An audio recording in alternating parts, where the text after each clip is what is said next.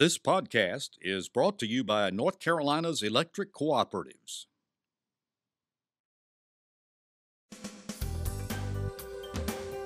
This is NC Spin, an unrehearsed discussion on issues of interest to North Carolinians. Now, here is your moderator, Tom Campbell. Welcome to this Memorial Day edition of NC Spin. 80 of North Carolina's 100 counties are considered rural, and the gap between urban and rural counties grows wider each year. There are, indeed, two North Carolinas, the wealthier, growing urban and suburban counties, and then, of course, while not all of them are poor, the increasingly rural counties that are losing jobs, health care, and population. And we want to devote this entire program to rural issues in our state. And we've assembled a great panel to talk about them. They include Peg O'Connell, health care consultant and political analyst, Brenda Howerton, who's the Durham County Commissioner and president of the North Carolina County Commissioners Association, Patrick Woodie, who is the president and CEO of the North Carolina Rural Center, and John Hood, syndicated columnist and author. We're going to begin our uninterrupted debate after these brief messages by our underwriters. Did you know 80% of North Carolina's harvest is made into food products in other states? That's why food scientists at NC State are partnering with industry and government to turn local crops into North Carolina products, creating new opportunities for our farmers and businesses and adding jobs in rural communities. At NC State, what we think and do grows our economy from seed to supermarket. Discover how we're growing new food opportunities. Visit wegrownc.ncsu.edu. Many of the 300,000 uninsured in our state are volunteer firefighters, farmers, fishermen, and small business owners. Let's create a North Carolina solution for covering the uninsured. To learn more, visit careforcarolina.com. From treating the newest member of your family to helping a loved one make end-of-life decisions, your family physician is with you every step, for every stage of life, for every member of your family. Despite a healthcare landscape fraught with potential landmines, family physicians across North Carolina are providing you a lifetime of committed, dependable medical care. Family Physicians, your trusted healthcare advisor for life. Agriculture. It's North Carolina's #1 economic driver. It puts people to work. It powers our economy. And as agriculture grows, so does our quality of life. North Carolina Farm Bureau is proud to support agriculture and our farmers because agriculture connects us all. Let's get to it. We said at the beginning there are 80 of North Carolina's 100 counties, rural consideration.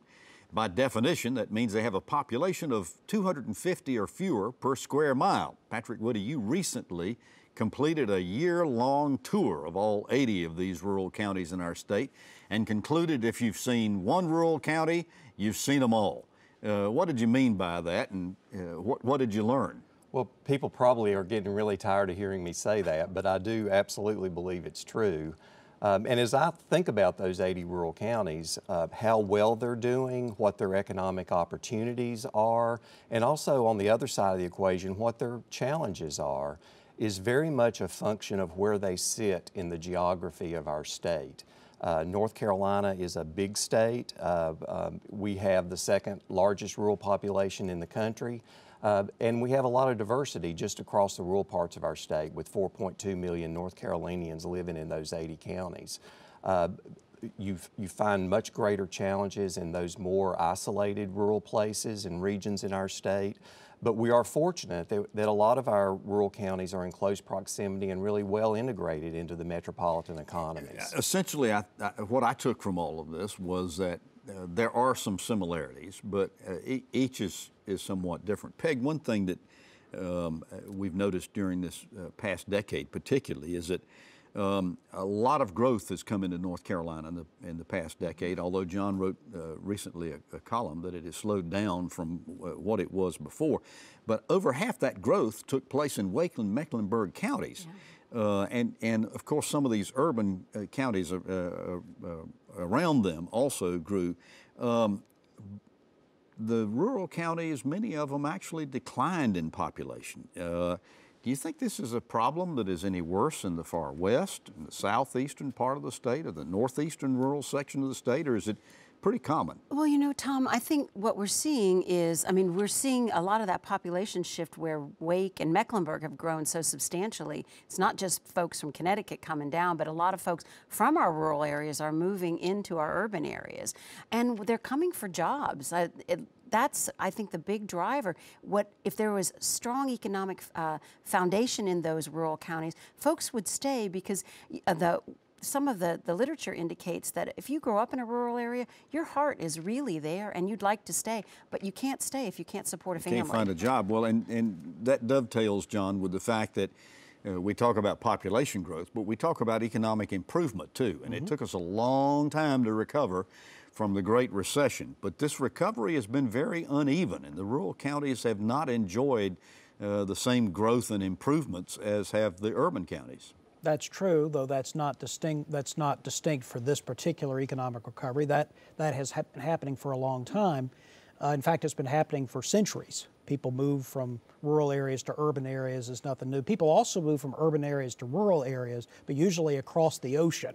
You know, we have some of our rural areas were settled by people who were from urban areas in other countries. So there's a flow both directions, but generally speaking, the flow is from rural to urban. That is primarily good news for the society as a whole because it primarily reflects increasing productivity of agriculture. You don't need as many people working on the farm to grow as much stuff. So as that happens and as manufacturing becomes more productive, fewer workers needed per unit of stuff, then people move into the cities where other kinds of economic opportunities prevail. Brenda, I'm very happy to have you on the show because you represent the County Commissioners Association in the 100 counties.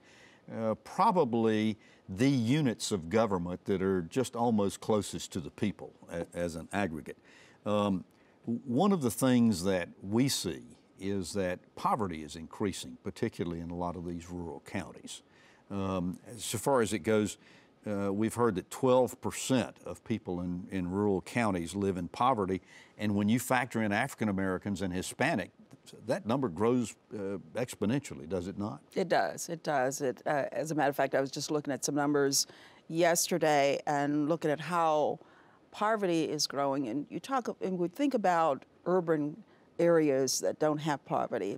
We have poverty in Durham. We have poverty in other urban pockets. Yes, pockets. Yeah. The 2010 census showed the poverty rate, and I don't have those numbers with me, but the poverty rate is growing in those areas, and it behooves us to come up with avenues where people can get jobs. And it all hinges on what are the industries that we can infuse in those communities, and it also is around our education. And Patrick, another of the things that you're frequently heard saying is that there is no silver bullet, and the cavalry's not going to come to the rescue. Yeah. Right. I think most people understand that. Yeah. So you're saying we have to forge some partnerships here, and I assume that's between the private sector, the public sector, and the philanthropic sector. So far as it goes. And it's also within regions. It's forgetting about those county lines or not being driven by the football rivalries that have been historic between counties and the high schools. We really need to blur those lines, and we need to work together more collaboratively as rural communities because collaboratively and regionally we can attain some economies of scale that otherwise aren't available to us if everybody stays in their silos, their county silos. But Brenda, back to you. The public sector, people oftentimes look to government to fix these problems. The public sector can't fix all the problems. Well, government is expected to do more with less, and we're looked to do more with less. And as you stated a few minutes ago, counties are one county is one county. That's what we say at the Association of Commissioners. We represent 100 counties, and one county is one county, and one model don't work for another county. One of the great things that just happened recently was Corning built out in Edgecombe County. So that's over 100 people that will have jobs. jobs. So there are But they're industries. few and far between. They're few and far between. Yeah. But each time a company locates in an area, that's a good thing for people that don't have jobs. Well, I want to move specifically into some certain areas here. The state of North Carolina has done a pretty good job, commendable job, of extending broadband internet access to what's called middle mile coverage.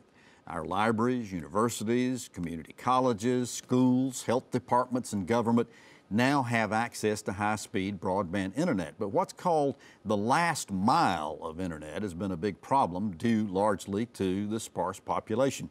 John Patrick also recently was asked, and it sounds like I'm overly relying on things that you have said, but Patrick recently said that if he could make one thing happen that he thought would dramatically improve rural North Carolina, it would be extending last mile broadband internet coverage into our state. Do you agree, and why is this so essential? Well, I think I agree, at least in part, if we're talking about economic development questions, because there are certain kinds of employers, industries that need that last mile wired broadband connection to really make, to be viable in a community. Well, we have to be concerned about two issues when we're talking about that. One of them is who's going to do it. Yes. Should government entities or co-ops or the private sector or somebody else take the lead? Of course, lots of governments already have fiber that's been laid out for other purposes, so the argument is we could use that, but then you get into questions of unfair competition, arguably, between the public sector and the private sector. But the other issue that I find actually more compelling is to make sure we don't spend a whole lot of money on yesterday's story. In other words, lots of people, lots of young people use wired connections very rarely because they're just constantly on their phones, constantly on wireless connections. Now, the wireless connection has to connect to something, so that doesn't argue against fiber and all that. But I'm just saying you have to be very careful. We're not talking about running wires in everybody's home, and that's how everybody uses the internet most of the time. That's probably not where we're going. Peg, is it fair to say that high-speed internet today is about as essential as electricity was in the early 20th century? Well, you know, when John was talking, I was thinking about the rural electric cooperatives that, and the TVA and all the things that really pulled rural areas, especially in the South, sort of out of the 1800s. And I think the internet connections now are that same kind of spike into the economy, or a good spike into the economy. And also, you know, we're talking about how do you get jobs out in the rural area. There are people who would like to live in rural areas, but their job is in Raleigh. But if you have good infrastructure, a good highway, like, you know that I live in Farmville part of the time, you know, if you can get to Raleigh in 45 minutes or an hour, and you have good connectivity and good phone service and all those other things, then you can do most of your work from Farmville as you can from, you know, downtown Fuquay-Varina. But John also highlighted on another thing. The city of Wilson faced a problem not too long ago with the internet and cable, in that the ISP, the provider, just would not lay cable in certain sections of the city of Wilson. So Wilson started a project called Greenlight, which has raised quite a ruckus with people who don't believe that the city should be involved in doing this, although they seem to forget that many years ago when electricity first started, most cities had their own power plants. But so far as it goes, this has been able to do this. If the private sector can't or won't provide that service, Patrick, what's wrong with localities doing it? Well, I think it's very important that, and I think the ultimate solution lies with there's going to have to be a mix of providers that are really serving as internet service providers. But I would caution us against looking at Greenlight and the Wilson example and then extending that to every other rural place in the state. It has been a successful venture, but being an internet service provider is not the core business of a local government. So I think we need to be very cautious about that. There are telecom projects in other communities like Salisbury or Morrisville that haven't gone well. So that's true. That is we very need to learn true. from all these That is very examples. true. But there are a mix of providers. There are, our electric co-ops are finding partners. They're not doing it themselves, but they're partnering with other companies to provide broadband service in certain parts of our state. We have a lot of telephone membership cooperatives out there, and you will find the rural parts of the state that they serve are as well connected as any urban place in this state. They're just too far and too far between. Yeah. And I also agree with John that we've got to be agnostic, really, about technology. It's a mix of technology. The ultimate solution for last mile broadband will not be fiber to every home and business in the state. We'll never be able to afford it, and it's not practical. Right. Technology will evolve, and in the meantime, a mix of technologies will help us achieve this last mile. Brenda, this past week, the chairman of the FCC was in North Carolina. And he was praising our state for being the first and only state in the nation to have broadband access in every classroom in North Carolina. How was this accomplished? I mean, I know about the Microelectronics Center of North Carolina. Was that primarily that and some grants that came from various units? Well, see, I hear from my commissioners that it's not in every one of their counties, that they have children that is parking outside of the libraries in the car so that they have access. So that's when they get home. I think the notion is it's at the school, but not necessarily when they get home. Right. But that's a good point, though. I mean, if the kids need to have internet to do homework, I think it's vital today that our children have access to the internet, because a lot of the classrooms are going away from hard copy books. John, I found it a little bit ironic. This same chairman of this FCC who was down here praising us for hooking up all the classrooms also presided over an FCC that just got rid of net neutrality. So far as the internet was concerned, there are some of our legislators that are proposing continuing net neutrality in our state. What do you think of that? I think that would be irrelevant and unconstitutional. They don't have any ability to impose rules as a state when the federal FCC's already made a ruling. Net neutrality is a very odd issue. If you study it a whole lot more, you will learn that it's a whole lot less important than people think. But there's no irony here between trying to make sure people have access to the system and thinking about who's going to pay for how much usage. I mean, why should some people who pay not very much essentially subsidize very high use of internet by a few? That's part of the issue here. Well, I mean, John raises a much larger issue that's not just about the internet, is, people who do the few subsidize the many, or vice versa. I mean, that's what, when we come into a civil society, everybody doesn't get exactly what they put in.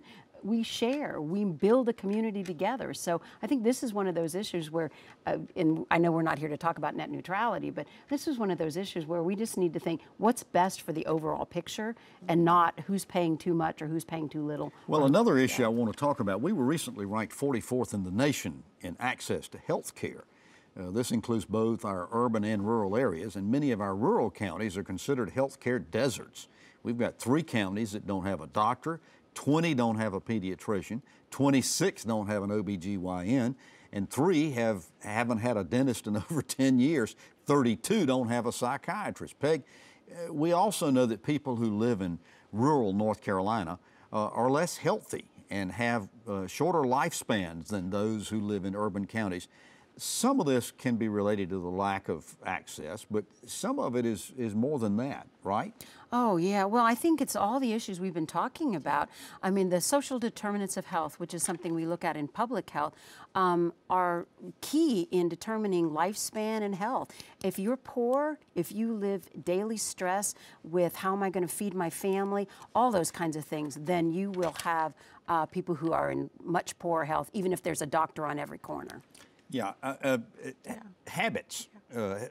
We see this, and it's true not only in urban areas, but it's also true we've got problems with obesity, high blood pressure. Absolutely. And that's why you see, well, in Durham, we have 30 people moving to Durham a day. Raleigh, I think it's around 60. So people are moving to different areas for a host of things, for jobs, for health. You talked about the hospitals, the just a quality of life is important.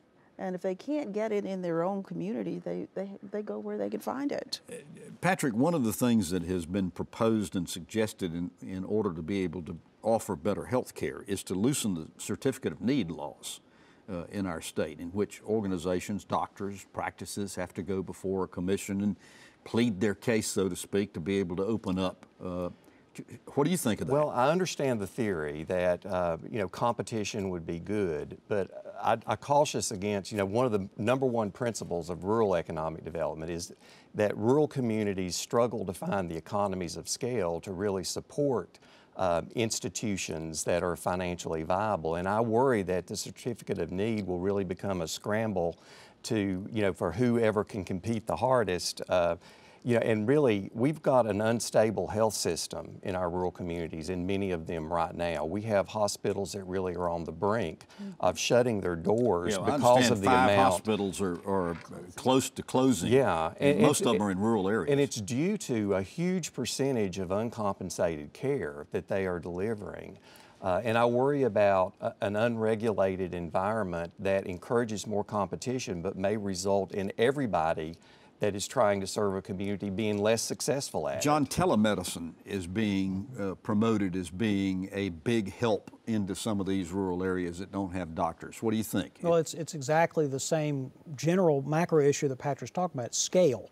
Yeah. Essentially, there are communities that don't have a large enough population or potential patient population to justify certain kinds of interventions or physician practices, for example. So telemedicine might be one solution. I personally think scope of practice reform to allow nurse practitioners to do some things that are currently required doctors to do. You can more efficiently put nurse practitioners in some of these smaller communities than an MD.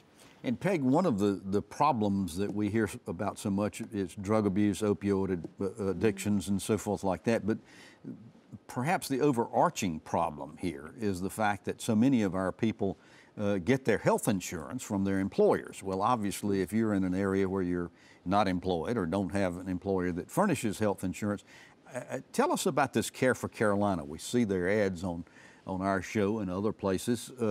Explain to us what that's about. Well, what Care for Carolina is trying to do is find a North Carolina solution for covering those who are in the coverage gap, which is the people who make. We're talking about expanding Medicaid. Is that essentially it? It's there was a requirement in the Affordable Care Act to expand Medicaid, and it required the states, and then the Supreme Court struck that down. So we're not really talking about expanding Medicaid. What we're talking about is finding some kind of a health insurance solution for the working poor. The people who are in this gap are largely working people, and when you're talking about rural areas, they're largely people on farms, they're fishermen, they're loggers. So these are people who are in many ways self-employed and they can't afford insurance. Brenda, I want to switch over and talk about another area. Obviously, there's so much to talk about and not enough time to do it all, but there's an old saying that a rising tide lifts all boats, and it appears the way to improve overall life in rural North Carolina to have more and better jobs for the people who live there, obviously.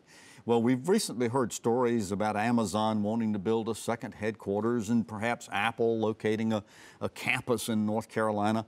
But the question is, when we discuss economic development, we know big employers probably aren't coming into some of these rural areas in North Carolina. So far as it goes, what can be done to help them in creating jobs? Well, some of the jobs overflow when they come to our urban areas, then they overflow into the connecting counties. But the couple of the things that has to happen is education. We have to create from K-12, create a great education system and create partnerships with our industries Patrick to make talks sure. a lot about these creation of partnerships. Got to have those partnerships so that we're creating entrepreneurs.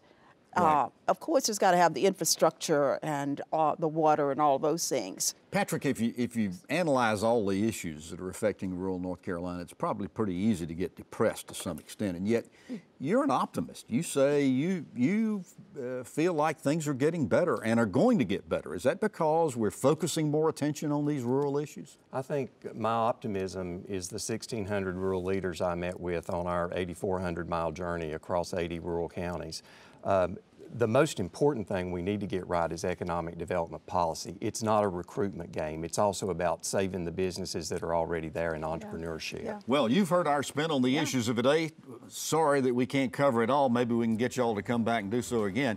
To give your feedback, read our weekly column. Be sure to visit our website, ncspin.com. And next week, we'll return to our regular format of balanced debate for the Old North State. Until then, stay informed and watch out for the spin. Did you know 80% of North Carolina's harvest is made into food products in other states? That's why food scientists at NC State are partnering with industry and government to turn local crops into North Carolina products, creating new opportunities for our farmers and businesses and adding jobs in rural communities. At NC State, what we think and do grows our economy from seed to supermarket. Discover how we're growing new food opportunities. Visit wegrownc.ncsu.edu. Many of the 300,000 uninsured in our state are volunteer firefighters, farmers, fishermen, and small business owners. Let's create a North Carolina solution for covering the uninsured. To learn more, visit careforcarolina.com.